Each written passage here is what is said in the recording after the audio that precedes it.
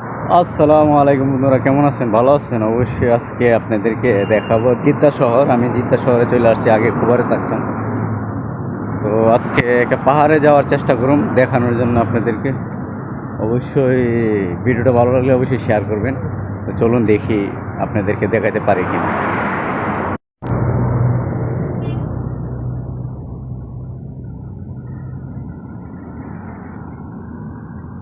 এটা হলো একটা জিদ্দা শহরের একটা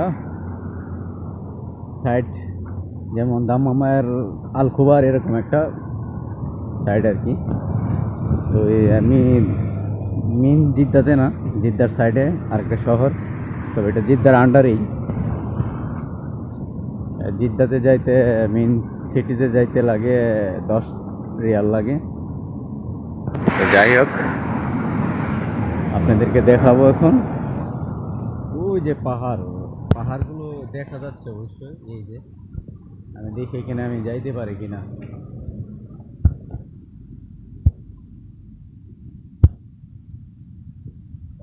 অবশ্যই চেষ্টা করবো ওই জায়গায় যাওয়ার জন্য, অনেক দূরে কিন্তু তারপর রোজা রাখছি, প্রচুর রোদ। তো অনেক দিন ধরে ঘোরাঘুরি করতে পারি না, তাই ভাবলাম আজকে যাই দেখি। ইনশাল্লাহ আপনাদেরকে দেখানোর চেষ্টা করব। এই যে এটা হলো একটা পাহাড়ের উপর উঠতেছি এখন। যে বাড়িঘরগুলো পাহাড়ের উপরে, মানে উঁচু জায়গা আর কি, উঁচু জায়গার মধ্যে বাড়িঘর করছে, উঁচু জায়গা। আর এই যে নিচে আমি যে দিক দিয়ে আসছি, এটা হলো নেচার। এটা পুরোটাই একটা উঁচু জায়গা। আর এটা হলো শহরে, এটা পুরোটাই শহর। তো জিদ্দাতে অনেক পাহাড় আছে, প্রচুর পাহাড়। তো আজকে পাহাড়ে যাবো ইনশাল্লাহ। এটা একটা পাহাড় আমি আপনাদেরকে দেখাই, যদি আই মনে হয় না যে দেখা যাইব। এই যে পাহাড়টা বাড়ির একদম, আসলে মোবাইল তো জমিংটা আসে না বেশি একটা। তো আপনাদেরকে ইনশাল্লাহ দেখাবো, দেখি কতটুকু যাইতে পারি, কতটুকু দূরে। সবাই অবশ্যই ভালো লাগলে ভিডিওটা শেয়ার করবেন।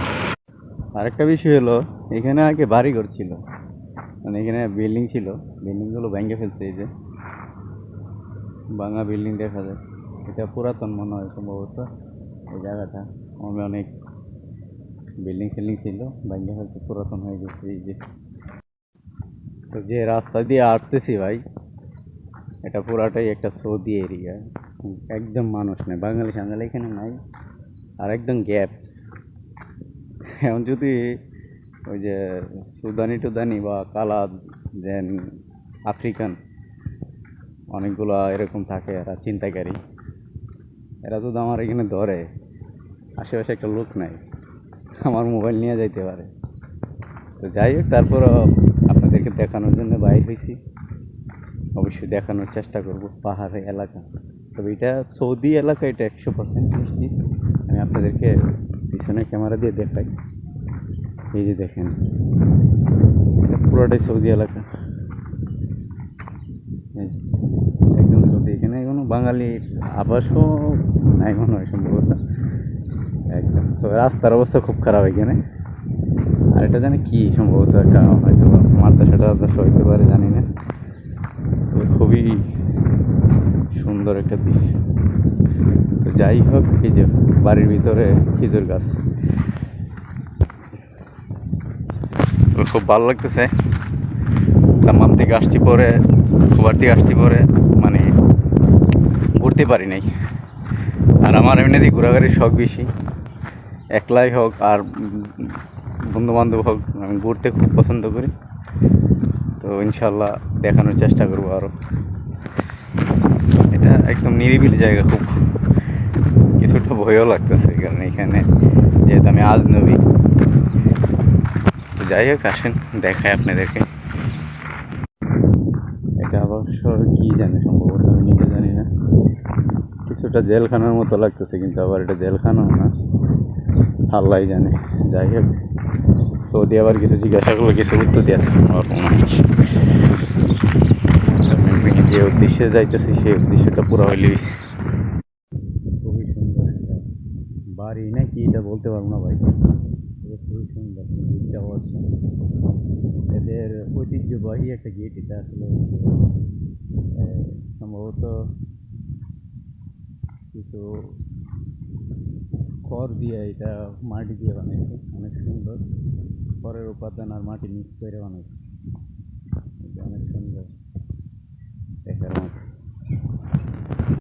এই যে আমার পিছনে যে একটা লোক, একটা বাংলাদেশি জিজ্ঞাসা করলাম যে ভাই কতক্ষণ লাগবে যাইতে পাহাড়ে, বলতে ভাই অনেক দূরে যাইতে পারবেন না।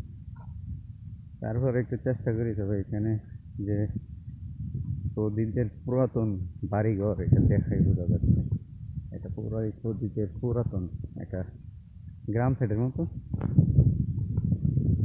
ভাই বলছিলাম না যে এটা গ্রাম, আসলে এটা গ্রাম, কারণ এটা গ্রাম এই জন্যেই একদম নিরিবিলি, তারপরে সব হলো সৌদিদের ঘর বাড়ি। হ্যাঁ, সুন্দর সুন্দর ঘর বাড়ি আছে। তো এটা হলো সৌদিদের গ্রাম। আমি যে জায়গায় আসছি এটা পুরাটাই গ্রামের ভিতরে চলে আসছি। এখানে কোনো আমার মতো বাঙালি খুবই কম, মনে হয় শতে একটা পাওয়া খুবই ডিফিকাল্ট।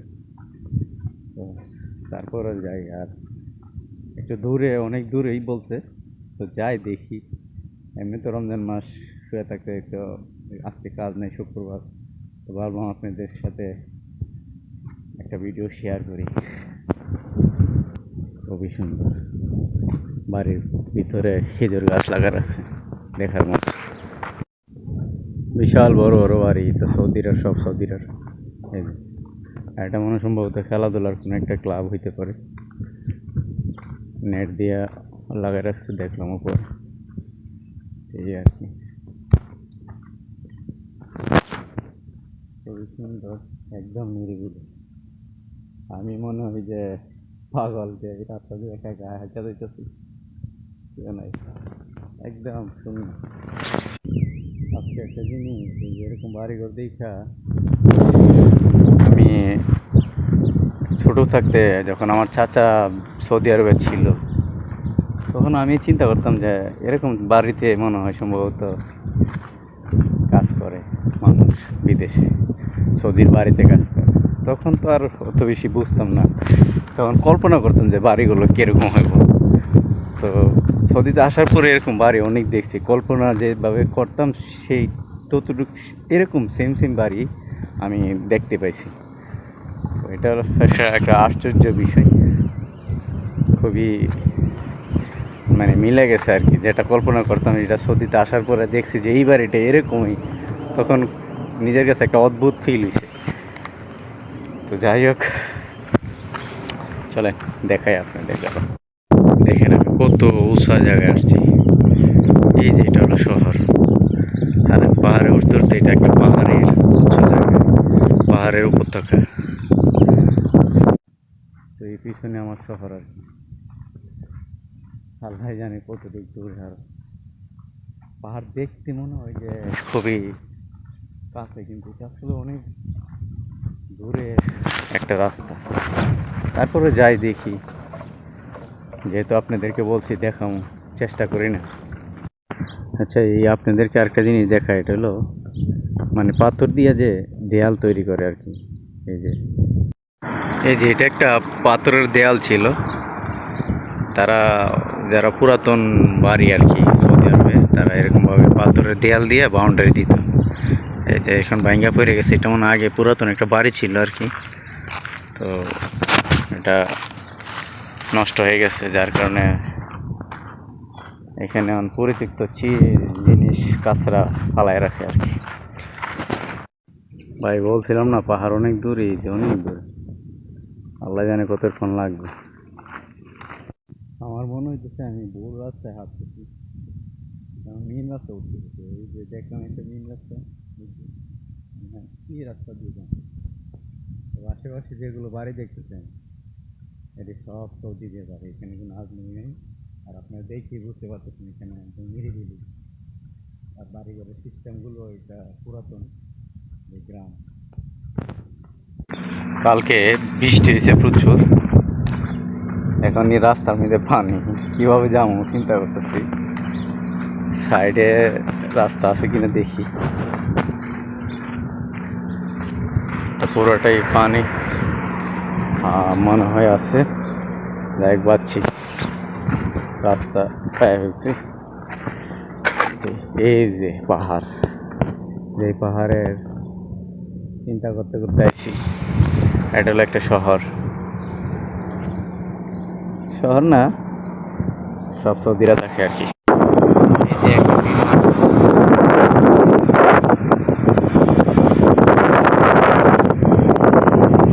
গেছে গ্রামের ভিতরে চলে গেছে।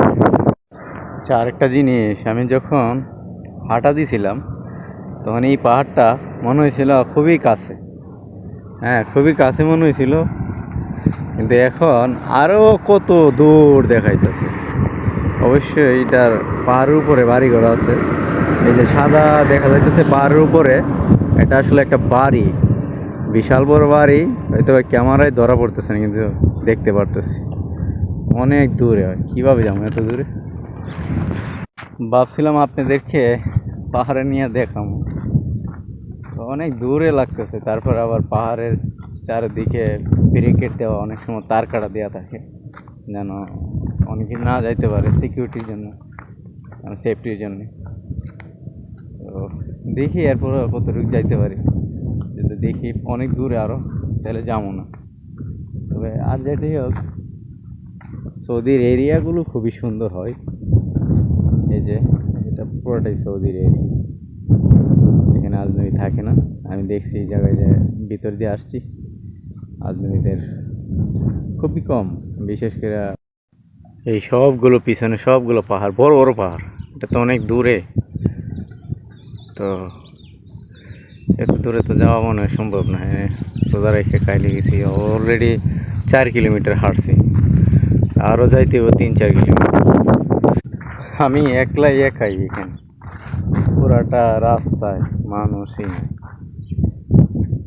এত নিরিবিলি। কিছুটা তো বই কাজ করতেছে, কিন্তু তারপর যেহেতু সৌদি আরব, এত বেশি বইয়ের কারণ নেই। দেখি, এই তো চলে আসছি। তারপর অনেক দূরে, এটা পাহাড় অনেক দূরে।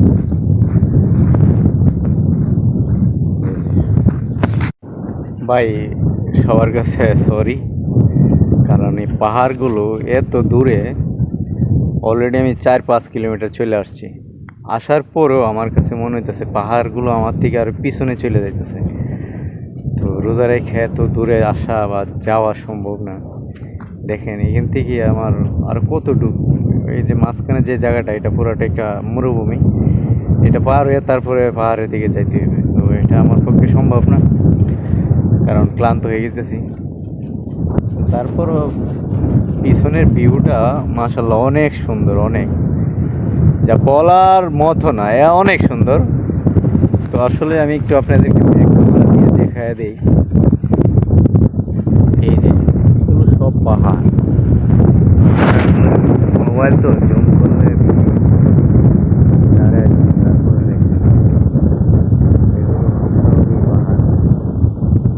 এইটা একটা রুট পাহাড়ের ভিতর দিয়ে গেছে। এই যে সাদা রেখা, এই যে সাদা দাগের মতো যে দেখা যাচ্ছে পাহাড়ের